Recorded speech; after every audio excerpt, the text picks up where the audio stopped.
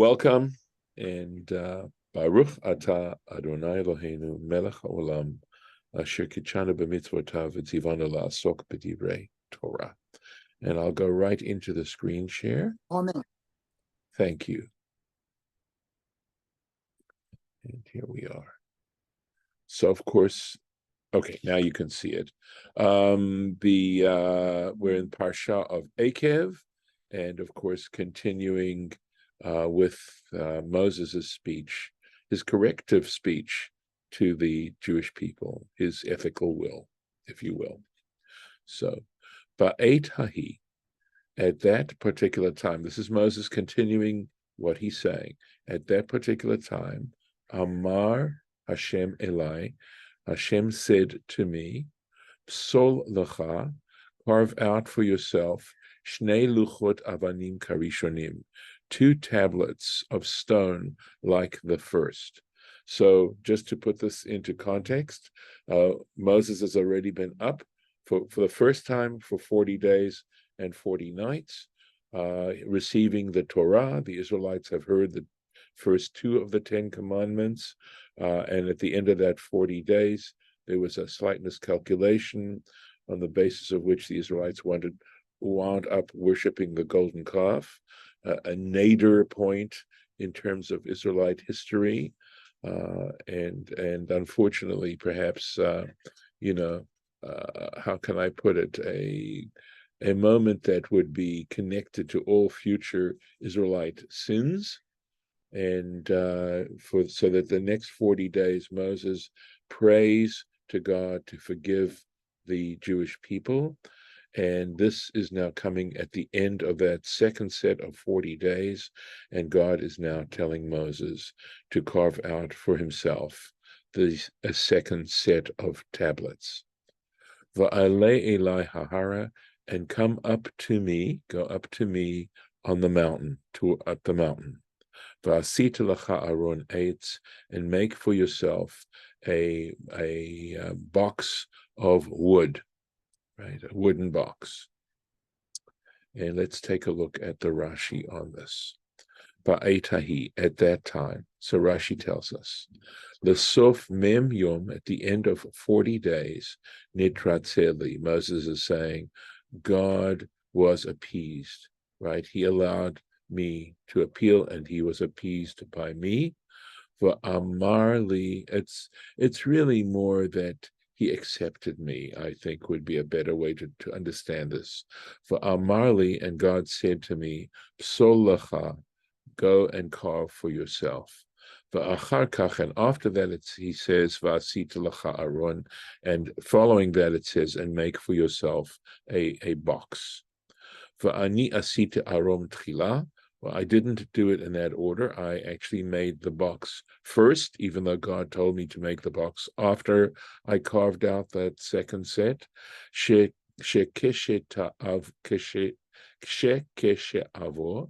that when I came, v'haluchot biyadi, and with the tablets in my hands, heichan etnem, where would I be able to put them?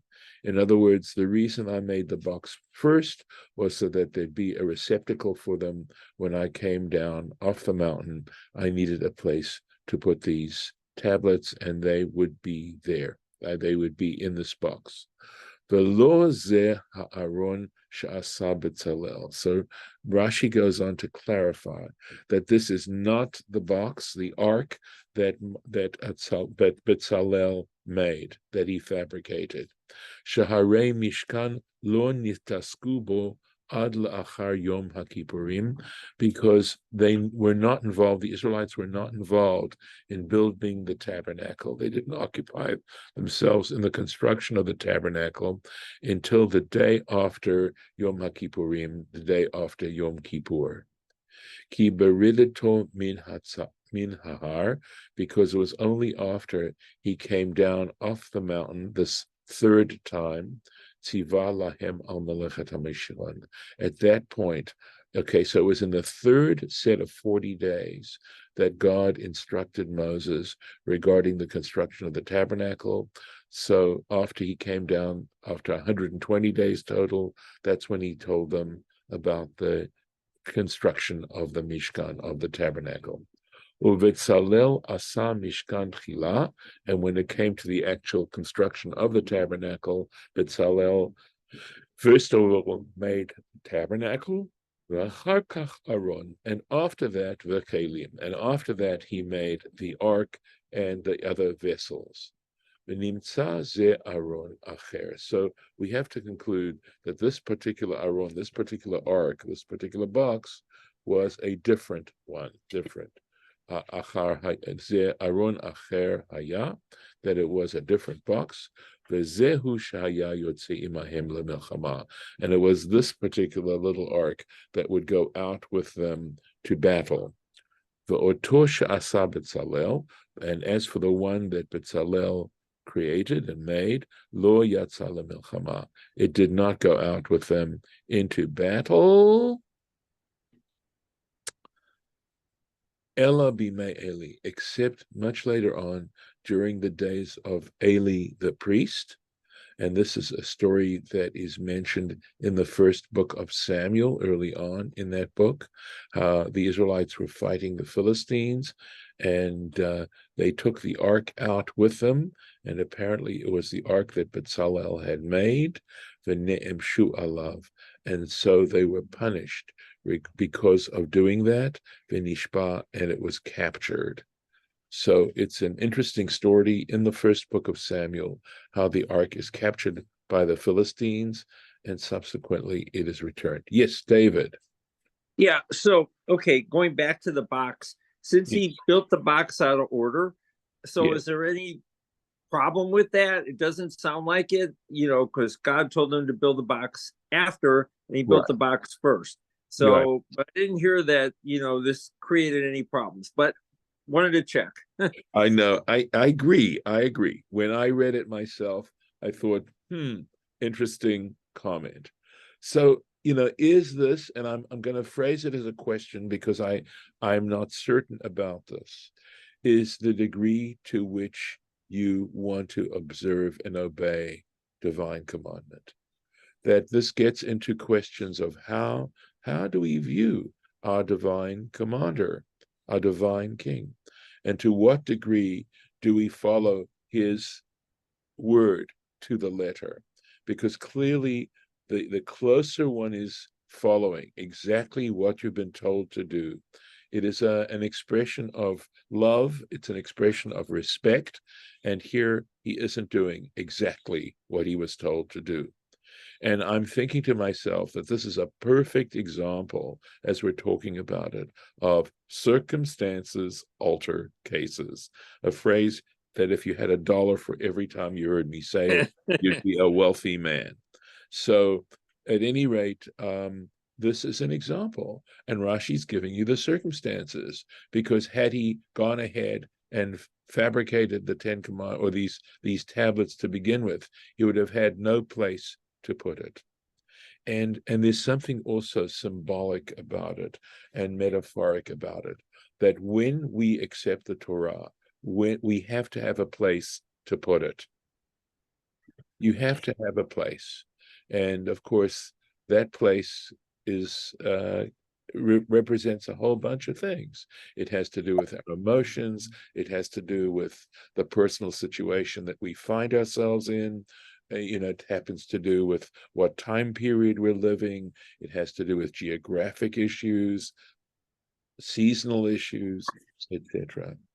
And so I think the important issue is, do we see religion as something that's idealistic? And because it's idealistic, we really don't make such an effort. We feel it's sufficient to express these ideals, to articulate these ideals. But when it actually comes to putting those ideals into practice, we're not so strong about it. And the idea that, no, it's so important to be able to bring those ideals down into the real world. As much of a struggle as it is, as much effort as it takes, and you can't take a very literal approach to these things. You have to you have to work hard at it, and you have to put it in a context. You have to have a box in which to put it. And I agree with everything you said. I think I have one more thought about this. I guess my other thought would be, was God actually testing Moses? In the sense that, okay, here, because Moses, in order to be a leader, right, you have judgment. You also have to make decisions. And like you said, when circumstances alter cases, you have to be able to adjust. But Right, you have to know how much to adjust, that you right. don't wind up deviating out of your original intent, right? So was that actually a test, slightly a small test for Moses to actually see, would he be able to make those adjustments when he needed to? So to me it seems like it's a very simple test, but it could be a test. So I could say you could either look at it as a test or an opportunity. Yeah, well, the same, yeah, same thing. I mean, but Right, my, yeah, right. that's my point. Yeah. Yes, exactly. And the other thing is, also to remember that we are reading about it, and that the Torah as a book of instruction, because the word Torah again has the basic meaning of teaching, that Hmm. this is one of the ways in which the Torah is trying to teach us to, and I love the symbolism of taking the Torah from heaven, which would mean its idealistic state, and bringing it down to earth, which is the Pragmatic. application, right? The Yep. application. Okay. Thank you. All right. Thank you for raising these things, David. Thank you. Oh, yeah, of course. All right. Let's go on. So I think we got to the end. I think we read everything in that Rashi that we had to read. Oh, so I was pondering about a few different things. Okay, so for example, trying to peel away a little bit of the symbolism involved. So the issue that it mentions, tablets of stone, and what is the connotation of stone tablets? And of course, I think stone represents power. It also represents permanence. When we use the expression, it's carved in stone, it means you can't change it. And I think the idea here is that that when it comes to the Ten Commandments, they are unalterable and fundamental.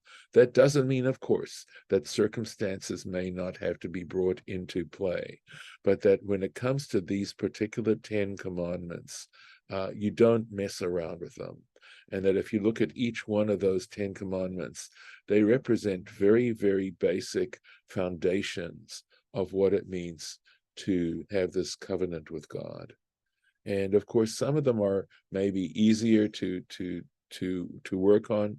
Some of them are a little more difficult. For example, the commandment of the Sabbath is in there, right? The commandment regarding adultery is in there. The commandment regarding honoring your parents is in there. But there's some commandments that are not necessarily observed very carefully. And in a way, it's saying that the very foundation of human civilization, to maybe use an anachronistic term, is based on these kinds of things. And that when you start monkeying around with them, you're possibly going to do a lot of damage. And just the whole idea of when it talks about stone. And it also has to do with the fact that there are 10 commandments. We know there are many other commandments as well, not just those 10. But I've thought long and hard about why these particular 10. And I suspect that, different people have different opportunities, and in a way it's saying that you don't have to be perfect. I'm asking myself whether or not it's saying, if in fact you are faithful and loyal to these 10 commandments, and you actually observe them, regardless of all the other commandments that are out there, you're in the group. It's acceptable. And everything else beyond those, observing those other commandments beyond the 10, is actually a privilege, and something that allows you to grow, and that has a lot. And to say that there is in fact great reward, perhaps, but observing the commandment itself can be seen as a reward. And so the Torah gives you ample opportunity beyond the basic 10, but they're basically 10. And so there's 603 other commandments, right? Because we say there's 613, but here are the 10 that are unalterable and represent the very foundation. So you can be doing any one of the other 603, but if you're not doing these 10, you're still in a way missing the point. I'm sure there's a lot more that could be said, a lot that is probably deeper than what I've just said, but just trying to think of why just these 10 specifically. And then the third thing I was thinking about, because this is what Moses is talking about, this is the context, of the golden calf and taking those two things together, because golden represents one thing. Again, what is the literary significance of the word gold, right? That you hold something valuable, right? That it's precious, and that it sparkles, it's attractive, etc., but it's also physical. And the idea of trading in the spiritual value for something that is physical, and trading it in for those sorts of things that represent physical success, physical pleasure, etc., and of course it represents money, and how people consider money to be a source of power and other kinds of things, and see it as an ultimate benefit. I have no doubt that that's what this is referring to. Calf is interesting, right? What does a calf represent from a literary point of view? And I'm not entirely sure whether it has to do with the fact that calves are attractive. Maybe they're also vulnerable. I'm not sure. Be interesting to think further. And if any of you have any ideas that you'd like to add to this, I'd be happy to hear if you can associate what you might want to associate with that particular term. Also, I wonder something else, that putting golden and calf together may make it seem like it's something innocent, right? There's something innocent about a calf, and that putting golden calf together represents the fact that people see this as a relatively innocent practice, and then in fact it's not an innocent practice, and it can get you into a lot of trouble, and I think how it can delude a person, etc. How moving into that particular again, just playing around and meditating on these particular terms, and I just wanted to bring it to your attention in case it was something that you might want to think about yourselves. So, all right, we'll go on a little bit. 1 second. Did I do the second? No, I didn't. Okay. Right. Va'echtov al luchot, and I will write upon the tablets. The subject of Va'echtov, isn't Moses. Remember, Moses is giving this speech, but he's not saying I will write. He's referring to, this is a continuation of Moses quoting God, having said to him, I will write on those tablets. So God is saying, I will write on those tablets, et hadvarim, the statements, the words, asher hayu al haluchot harishonim asher shibarta, which were on the first tablets which you broke. And again, it's almost like every sentence here has tremendous significance. So first of all, the idea that God is rewriting these 10 commandments, and the fact that it's being referenced to the first commandments is saying that despite the fact that the Israelites sinned deeply, committed the worst sin they might be able to commit at that particular moment, that nevertheless, the idea of this covenant of these 10 commandments being reinstated fully is, I think, connoted by what's being said and how it's being said. Now, when it says, which you broke, there's several ways in which you can look at it. There's the traditional way is that in God saying to Moses, which you broke, was actually saying you did the right thing. In fact, there is there is a commentary that says Yeshar kochacha asher shibarta, that it was fantastic that you broke those commandments at that time. It was the right thing to do, to destroy them, so that they would not act as testimony and witness against the Jewish people at the time. But the fact is that despite the fact, and here it goes along with this particular statement, that despite the fact that you destroyed them at the time, they are fully reinstated. They're fully reinstated. And the whole drama, in a way, of human experience, of the fact that we can act so nobly at times, and we can go to the absolute nth degree on the opposite side of acting ignobly, doesn't mean that it's hopeless.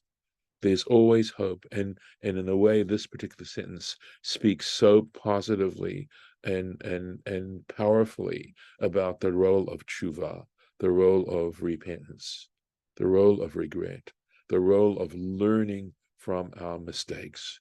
And I think that's so important. So, going on, I'm sure more can be said about this, but just to try and mine out from here some of the significance of these particular words. The samtam, and you shall place them, remember this is God speaking to Moses, and you shall place them, ba'aron, in the ark, in the box. Well, if he didn't have the box to put them to begin with, so we know for sure that Moses did the right thing. He really did the right thing. And I think this might be a good place to stop for today. And I will, if anyone has any comments that you'd like to add at this point on for the record, I'm happy to take them. Otherwise, I'll stop the recording and we'll continue tomorrow. So I'm going to stop the share. Okay. Any comments for the record? Okay, I'm gonna